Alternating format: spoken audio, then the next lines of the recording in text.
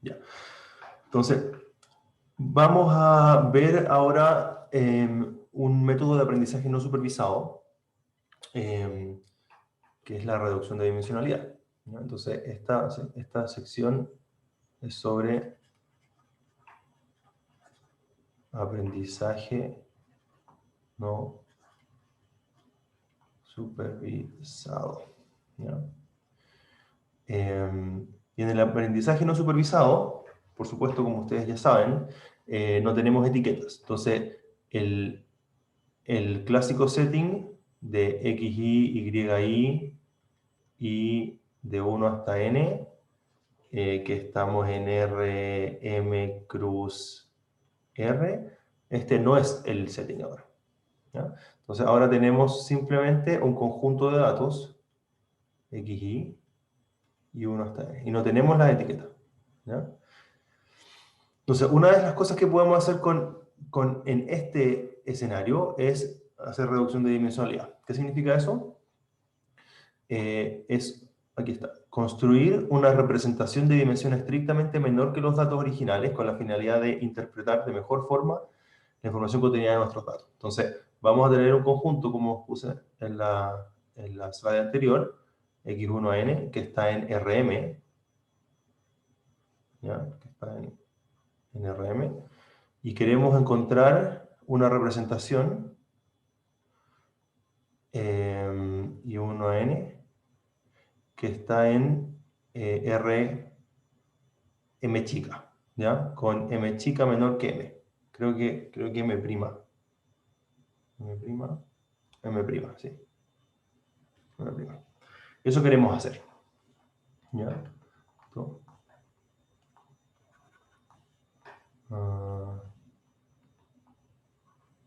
¿Ya? Entonces, y hoy vamos a ver dos técnicas de reducción de dimensionalidad. La primera es análisis de componentes principales, que probablemente ya la conocen, y la otra es una menos conocida, pero igualmente importante, que es el discriminante lineal de Fisher. ¿Han visto alguna de estas dos?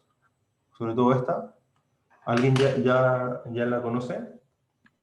Sí, yo por lo menos PCA. Y me suena el discriminante lineal de Fisher. ¿Y PSA en qué curso la viste? En reconocimiento de patrones con Mauricio Serra. ¿En el DCC? Sí, sí, sí. Ya.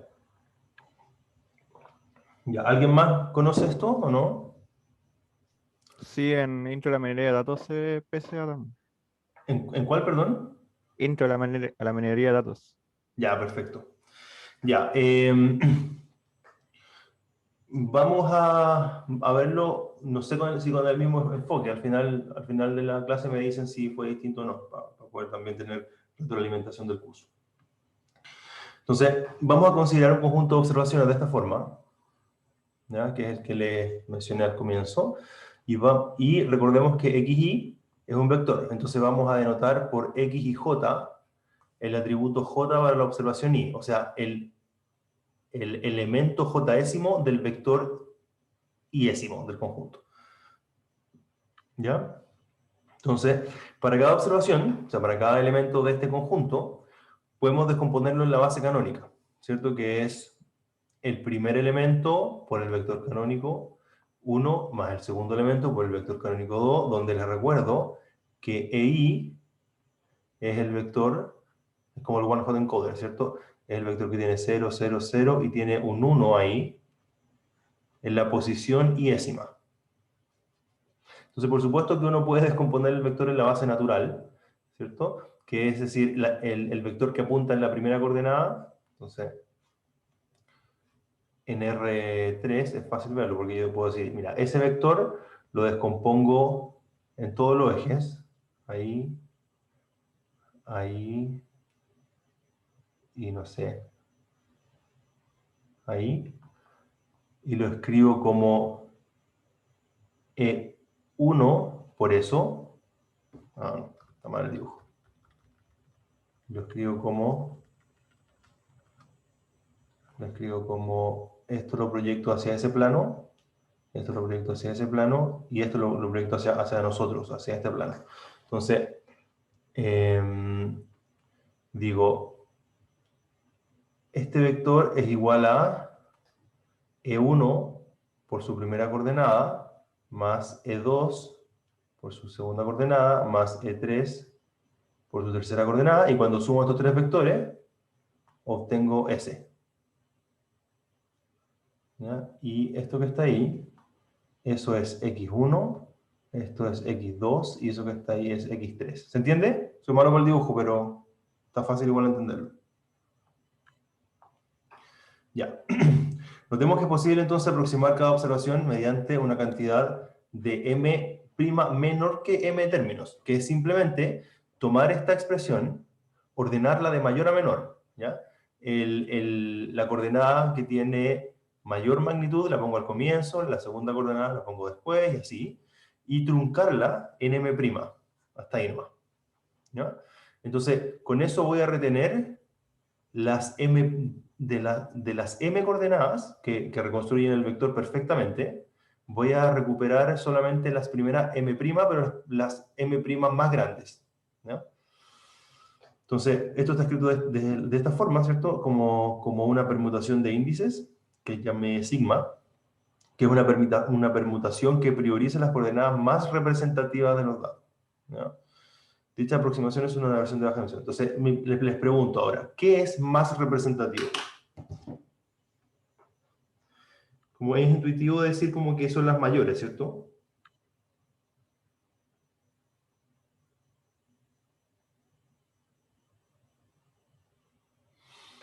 Ya. ¿Está claro hasta ahí? ¿Todo ok? Sí, súper claro. Sí. Hay algo... Un segundo, hay algo en el chat. No sé si es importante. No me Profe, me surge una suena. duda. ¿Sí? En vez de cuando pongo x igual a todo el corcho hacia el lado, hasta el vector canónico e sub m, ¿Sí? ahí ese x sub i sub m existiría realmente porque los datos están en el espacio n. Exacto. Ya, buena pregunta.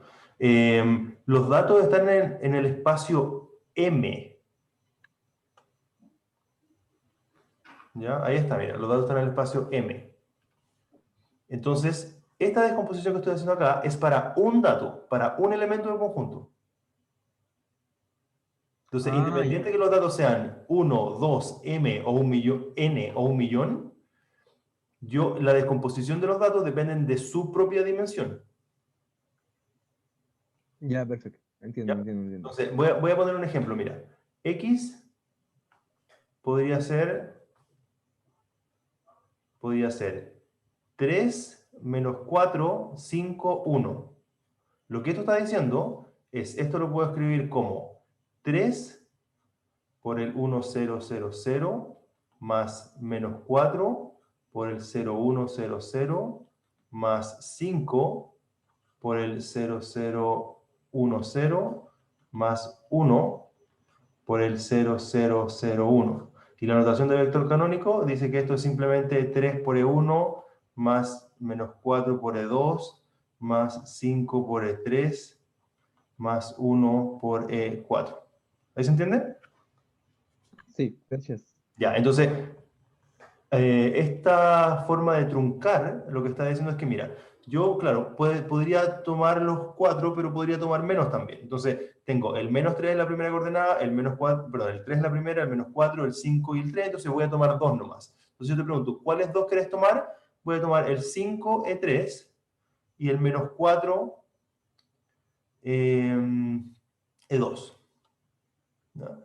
Entonces, esto bajé de 4 dimensiones a 2 dimensiones,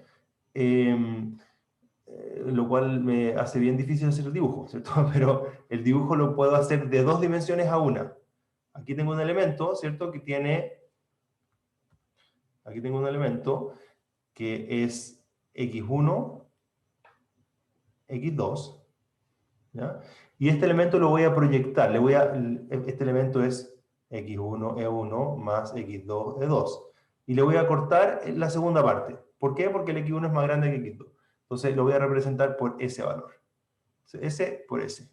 Tal como este por S.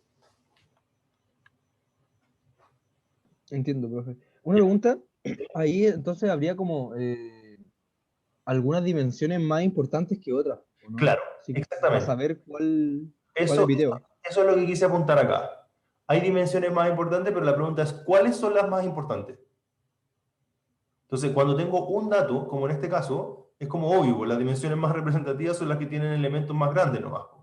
Porque si tengo, si tengo este vector, si tengo ese vector, estoy en R2, si tengo ese vector, y quiero solamente elegir uno, ¿cuál elegirías tú?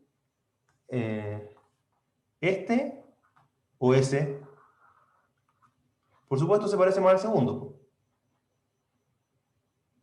Claro. Ya, entonces, eso es cuando tengo un vector. Pero por supuesto nosotros vamos a considerar el caso donde tenemos un conjunto de vectores, ¿ya? Y queremos encontrar la misma base para todos. Entonces, tengo el x1 se descompone de esa forma, el x2 se descompone de esa forma, el x3 se descompone de esa forma. Entonces, ¿cuáles son las m' componentes que me sirven para descomponer todos los vectores en promedio? Porque no todos los vectores van a tener las mismas coordenadas más grandes que las otras. Entonces, esa es la idea. Aquí. Y antes de llegar a esa intuición, otra pregunta. ¿Es efectivamente el subconjunto de los vectores canónicos la mejor base? Y aquí podemos ver que no. Aquí esta pregunta está, o sea, esta figura está corrupta, así que la voy a completar a mano. Si estos son mis puntos, los vectores canónicos son estos. ¿Ya? Entonces, cuando yo proyecto, voy a hacer un eje acá, a ver si me funciona. Cuando yo proyecto ahí, ya, bien, no funciona tan mal. Cuando yo proyecto cada punto, por ejemplo, este punto se proyecta ahí y ahí. Ese punto se proyecta ahí y ahí. Ese punto ahí y ahí. Después este punto acá y acá. Después ese ahí y acá. Y así. Si yo proyecto todos los puntos, me va a quedar algunos puntos aquí, con alta concentración ahí, y en el otro eje las proyecciones me van a quedar ahí. Entonces mi pregunta es, si proyecto en este eje, estos van a ser mis datos de baja dimensión. Y si proyecto en este eje, estos van a ser mis datos de baja dimensión. Aquí está difícil definir, ¿cierto? Porque, por supuesto, si yo quisiera descomponer solamente ese punto, está claro que la proyección es esa. No va a ser esa. Entonces, pero en promedio, ¿cuál podría ser la buena proyección? Como que está difícil porque como que están justo, como están en 45 grados al parecer, en promedio las dos son igual de malas, las dos proyecciones son igual de malas. ¿Se entiende esa idea o no? Sí. Ya. Entonces, la solución para esto es no descomponer en los ejes canónicos, sino, ¿saben si en este software puedo rotar selecciones? Esto, default. Creo que tiene que seleccionarlo todo Sí, pero una vez que lo seleccione, ¿con qué herramienta lo roto?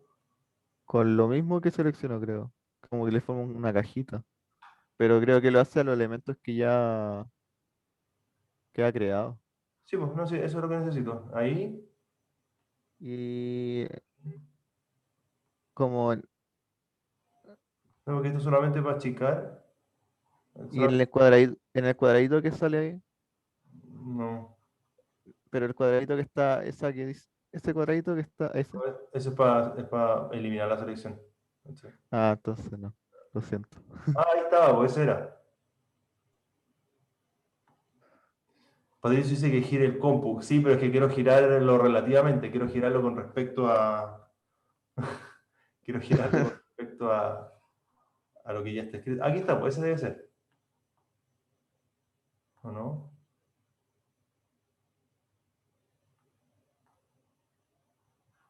¿Será con este? No. Se puede, pero no me acuerdo cómo. Pero una vez creo que también tuve la misma duda.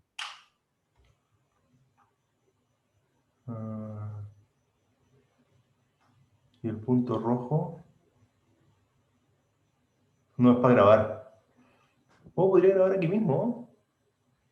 Pucha, no se puede ya. Bueno, voy a tener que dibujarlo de nuevo.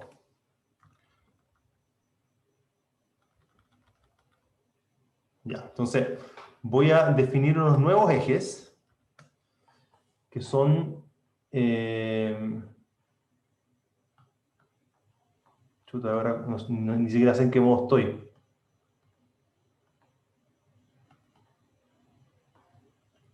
Ah, ahí sí, ya. Entonces voy a definir unos nuevos ejes que van a estar así y su correspondiente perpendicular así.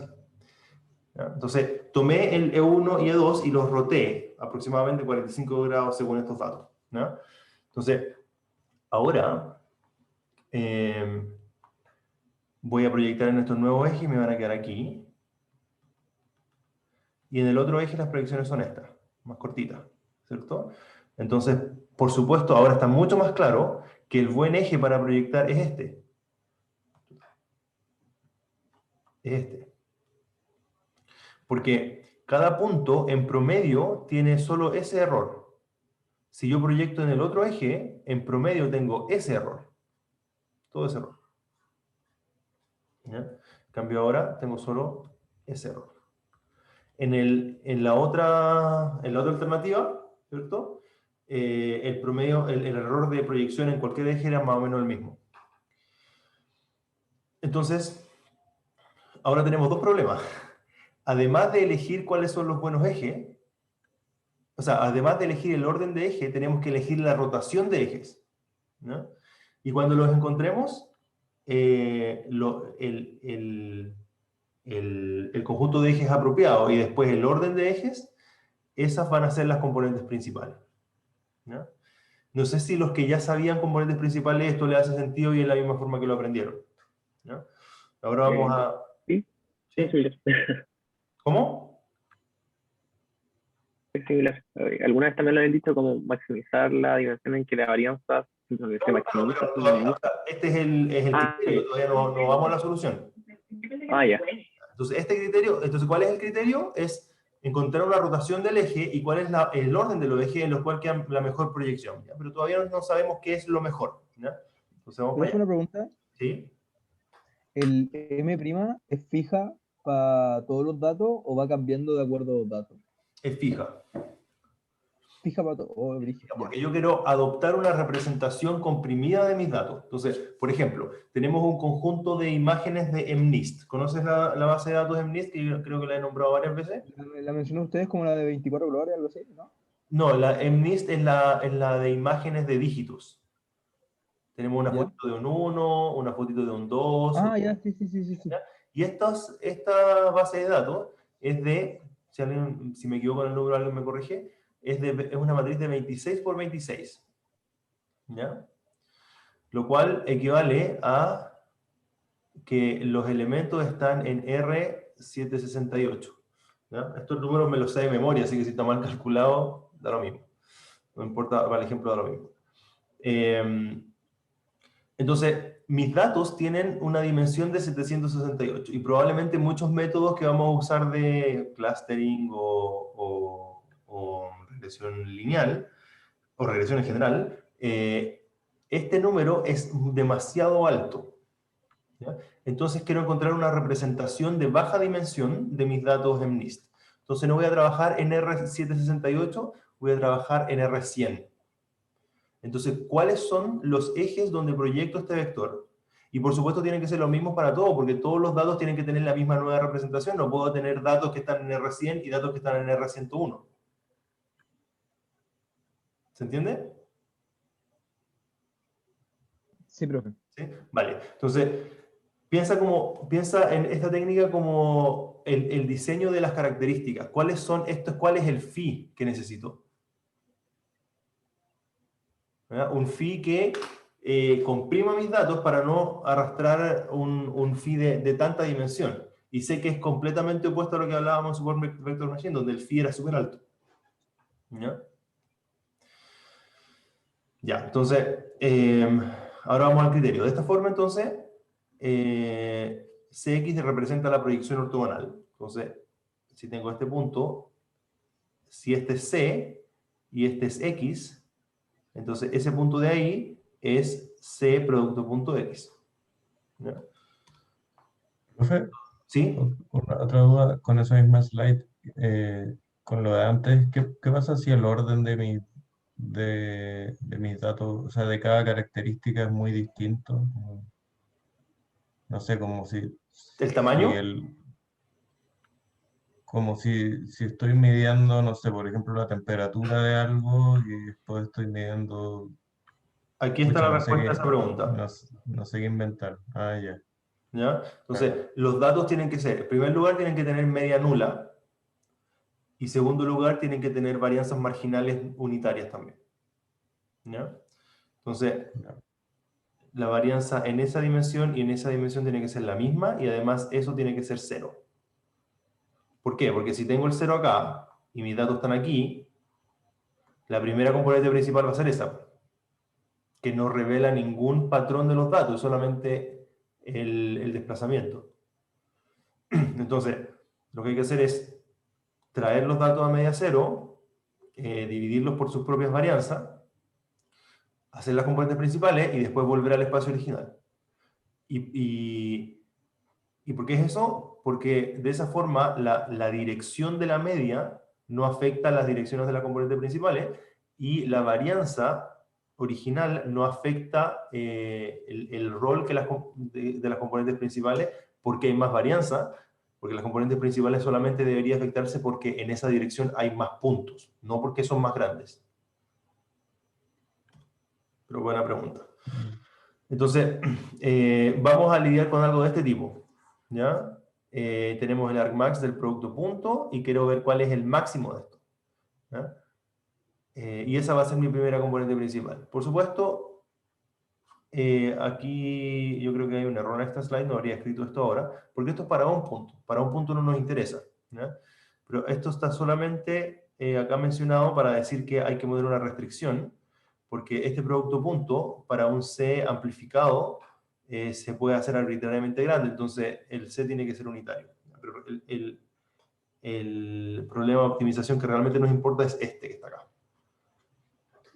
Entonces, esta es la técnica para encontrar la primera componente principal.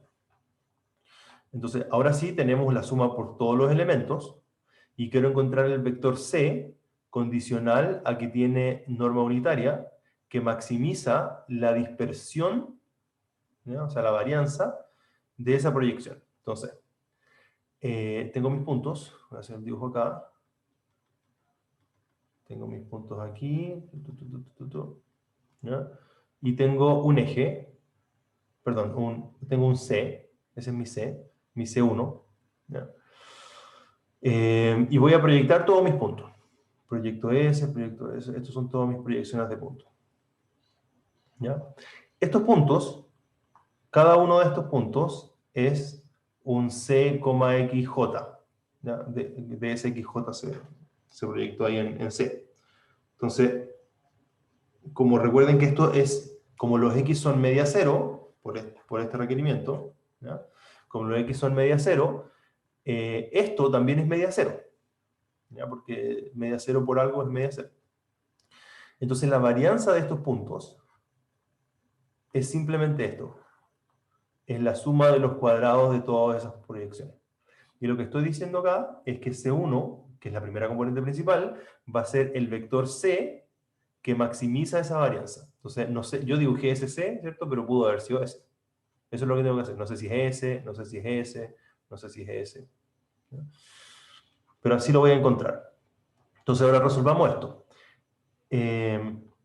Esto lo puedo escribir de esta forma, ¿ya? Porque recuerden que este X es el mismo X de antes, ¿cierto? Que les mostré en la clase pasada, que son los X como acostados. Eso es X1 traspuesto. Entonces, si tengo este vector, esta matriz X de los X1 traspuesto, X2 traspuesto, X3 traspuesto, hasta Xn traspuesto, y eso lo multiplico por C, eso me va a quedar un vector, me va a quedar el vector X1 traspuesto C x2 traspuesto c, y así hasta xn traspuesto c. Después la calculo la norma al cuadrado, y eso va a ser igual a la suma de los xy traspuesto c, que es lo mismo que está acá. ¿Ya? Entonces, ¿y por qué lo escribimos de esta forma? Porque sacándonos esa suma, escribiéndolo en forma matricial, puedo escribir esta norma al cuadrado como el producto punto de esta matriz, de este vector por sí mismo, que es eso que está acá, y ahora puedo sacar la restricción, porque como tengo el c, directamente multiplicando sin ninguna norma ni nada, puedo decir que el c no tiene que ser unitario si yo lo corrijo por su propia norma. ¿Ya? Entonces, toda esta matraca es para seguir resolviendo el mismo problema de optimización, pero ahora en vez de esta expresión tenemos esta. ¿Ya? Entonces ahora tenemos que encontrar el c, tal que cuando yo hago el producto punto entre c consigo mismo, pero con esta matriz entre medio, esto es máximo. Entonces, esta expresión no sé si la han visto en alguna parte. ¿Les suena algo? Esto es un producto punto.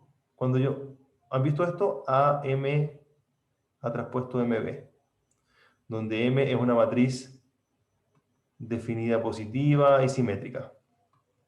¿Han visto esta expresión? Esto a veces se denota así: A, B, M. Es el producto punto entre A y B, pero con la métrica inducida por la matriz M. ¿Ya? Entonces es un producto punto, porque, por supuesto, esto, si estuviéramos en el producto punto usual, recuerden que AB es igual a la suma de AI y BI. Pero uno puede generalizar esto y escribir AB con una norma M, que es lo que está acá, que es lo mismo que está acá, y eso es igual a la suma de IJ, de AI, MIJ, BJ. Entonces, por supuesto, cuando M es la identidad, esto es igual a esto. Pero M está diciendo, además, amplifícame algunos términos, por ejemplo, los términos de la diagonal, amplifícalos por los M y I, y los términos cruzados, que aquí no existían, en el producto punto el AI por el BJ no existe, pero acá sí, y existe con un peso M y J. ¿No? Entonces, esto dice, en la dirección IJ, en la dirección M y J, pone un ponderador. Entonces, lo que estamos diciendo acá, quiero interpretar esto antes que lo resolvamos, es que C esté alineado de forma máxima con esta matriz. ¿Ya? Y eso se resuelve mediante este lema, ¿ya? Que dice que si yo tengo esta expresión, que es lo mismo que teníamos antes, ¿cierto? Antes era C, ¿dónde está? No está por aquí, no está. Bueno, pero era C, X traspuesto XC, partido por CTC. Y dice, si M es una matriz cuadrada simétrica definida positiva, no, ni siquiera pide que sea definida positiva. Nuestra matriz es definida positiva. Entonces, este cociente tiene su valor mínimo, mínimo, máximo, no máximo. Ya, esto está mal.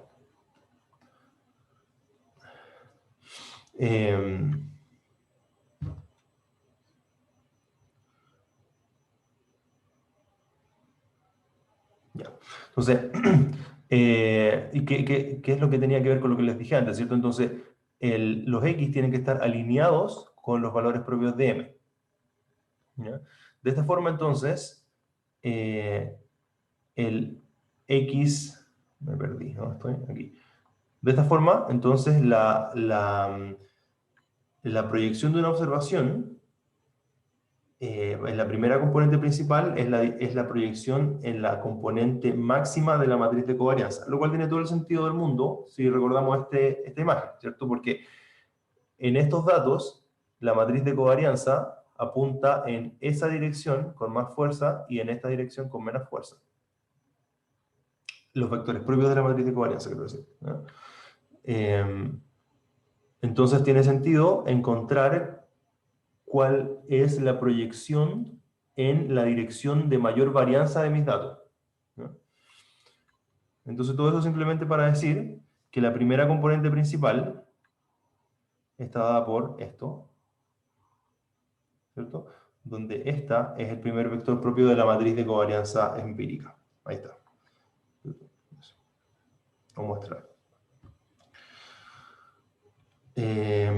Esto es estudio personal, que ahí me dijo en el chat, dijeron...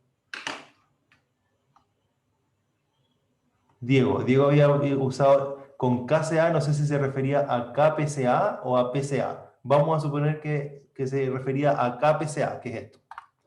¿Ya? Entonces, ¿qué es kernel PCA?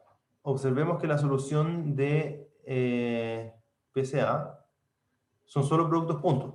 Entonces, como son solo productos puntos, puedo kernelizar el procedimiento. Es tomar mis X, llevarlos a phi de X y hacer el PCA en el espacio donde vive phi. Hago el PCA en el espacio phi, proyecto y después me devuelvo al X. Entonces, de esa forma, si yo tengo estos datos y hago kernel PCA, es tomar estos datos, llevarlo al espacio de features infinito, hacer PCA y volver, obtengo esto. Me separa los datos de los datos de afuera y los datos de adentro. Ahora, por supuesto, si yo hago PCA normal con estos datos, me queda exactamente lo mismo, porque no soy capaz de discriminarlo. Entonces, en la primera componente, todavía veo los datos todos mezclados, y la segunda componente también. No soy capaz de separarlo. ¿Ya? Por supuesto, no espero que se entienda esto en un minuto, por eso se los dejo de estudio personal. Cada uno puede leerlo a su tiempo. ¿Ya?